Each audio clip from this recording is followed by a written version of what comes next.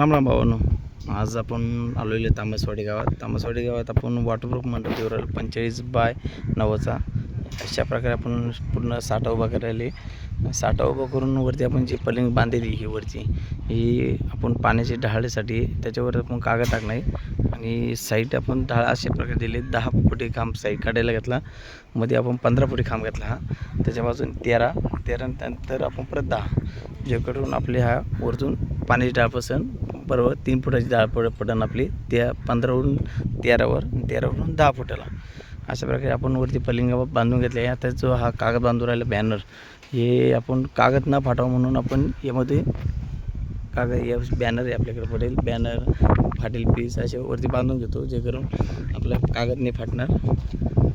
आपण आज पूर्ण स्ट्रक्चर उभं करून घेऊ आणि उद्या आपण याच्यावर कागद टाकणार आहे.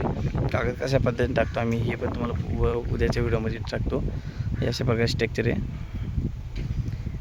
हे बघा कसा वाटला व्हिडिओ हे पण नक्की सांगा. अशाच मंडपाच्या नवीन व्हिडिओसाठी मला नक्की फॉलो करा, लाईक आणि शेअर करा.